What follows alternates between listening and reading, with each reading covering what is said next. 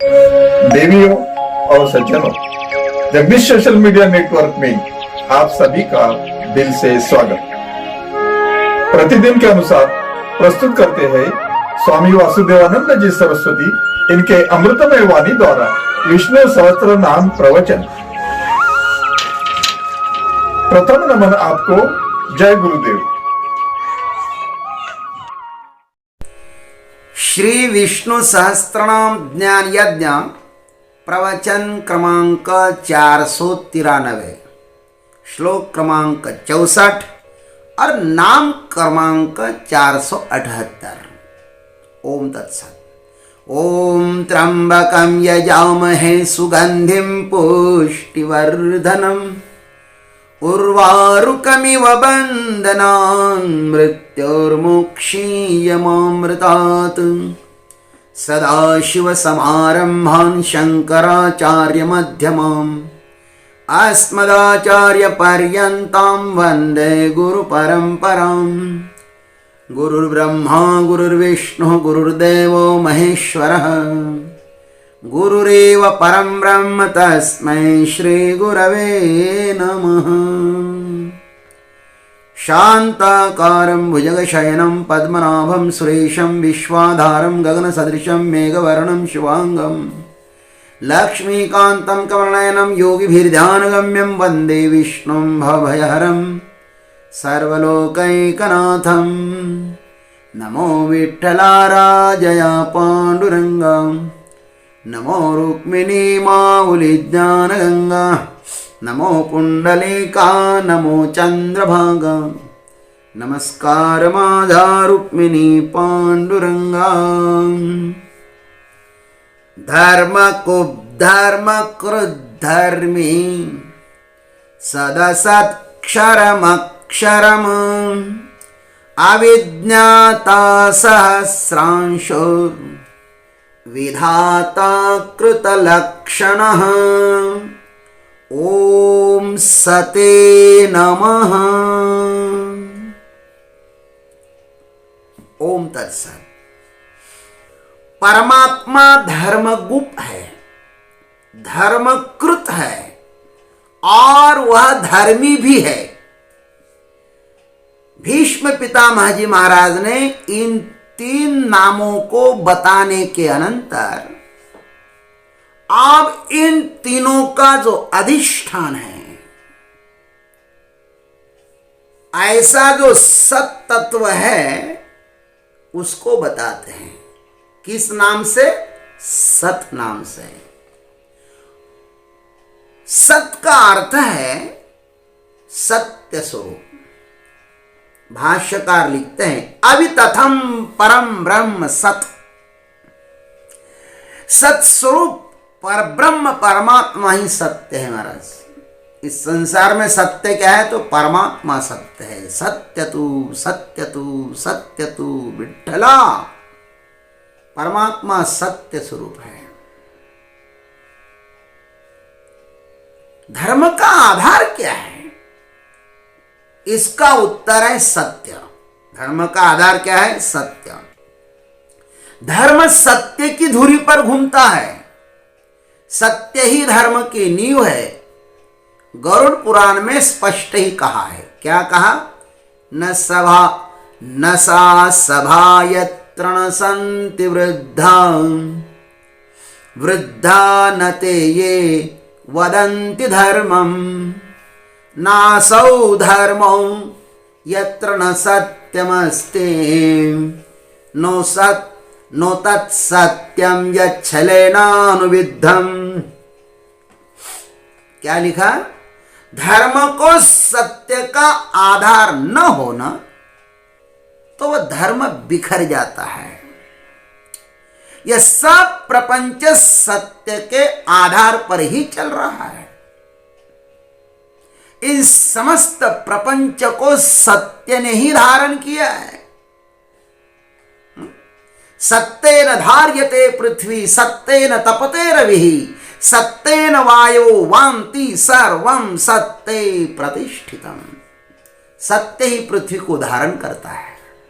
सत्य के कारण सूर्य प्रकाशित हो रहा है। सत्य के कारण हवाएं चलती हैं, सत्य के कारण संपूर्ण संसार टिका हुआ है और संपूर्ण जगत सत्य के आधार पर ही चल रहा है। इसलिए तो छांदोग्य श्रुति कहती है सदैव सौम्येदमग्रासीत् एकमेवाद्वितीयम्। हे सौम्य, अरे प्रपंच उत्पत्ति से पूर्व ये दिखने वाला नाम रूपात्मक जगत जो है ना, वह सजाति विजाति और स्वगत भेद से शून्य था। एकमात्र अद्वितीय सत्य ही था इस जगत से पहले। सत्य क्या है महाराज? इसके विषय में श्रुति स्मृति इतिहास पुराण आदि में बहुत ही सुंदर व्याख्या की है, उसका भी स्वाद ले। शांडिल्य श्रुति ने सत्य की व्याख्या इस प्रकार की है, सत्यम नाम मनोवाक्काय कर्म भी भूत हितम यथार्थाभिभाषणम। सत्यम, सत्य का अर्थ है मन वचन काया और कर्म से यथार्थ और प्राणियों के लिए हितकारक बोलना होता है महाराज, उसको ही तो सत्य कहते हैं। कभी भी झूठ वाणी भीतर से न निकले। जो सत्य का आश्रय लेता है सत्य उसका रक्षण करता है। इसलिए सत्य के साथ कभी छल मत करो। पद्म पुराण में भी कहा है यथार्थ कथनम यश्च सर्वलोक सुखप्रदम तत्सत्यमिति विज्ञेयम असत्यम तद्विपर्ययम। जो यथार्थ कथन लोगों को सदैव सुख देने वाला होता है उसे ही सत्य कहते हैं। इसके विपरीत कथन असत्य होता है। सत्य ही बोलो, सत्य के ऊपर चलो। सत्य का स्वीकार करोगे ना तो सत्य आपका स्वीकार करेगा। महाभारत में नारद जी महाराज शुकाचार्य जी को कहते हैं सत्यस्य वचनम श्रेयः सत्यादपि हितं वदेतं यद्भूतं हि सत्यं तम् एतत् सत्यं मतं मम यद्भूतहितं अत्यन्तम् एतत् सत्यं मतं मम। सत्य वचन कल्याण करने वाला तो है ही, उससे भी जो अधिक हितकर है सो बोलना चाहिए महाराज। जो हितकर है सत्य है, हितकर है सत्यम ब्रूयात् प्रियम ब्रूयात् न ब्रूयात् सत्यम अप्रियम। सत्य बोलो, प्रिय बोलो, हितकारक बात कहो। जो भूतों का अतिशय हित करने वाला होता है वही सत्य, ऐसा मेरा मत है। नारद जी महाराज कहते सुखदेव जी को सत्य का प्रतिद्वंदी दूसरा कोई है ही नहीं, सत्य सत्य ही होता है। इसलिए सुखदेव जी ने श्री कृष्ण स्तुति में भगवान को एक ही श्लोक में 9 बार सत्य कहा है भागवत में। सत्य से सत्य सत्यव्रतम सत्य परम त्रिसत्यम सत्य से योनिम निहितं च सत्य सत्य से सत्यामृत सत्य नेत्रम सत्यात्मकम त्वाम शरणम प्रपन्नम। सत्य परमात्मा सत्य स्वरूप है। इसका मतलब यही है कि सत्य स्वरूप भगवान पूर्ण है। 9 संख्या को कितनी ही संख्या से भागो महाराज, उत्तर में तो 9 ही आता है। जैसे 9 दूने 18 कितना होता है?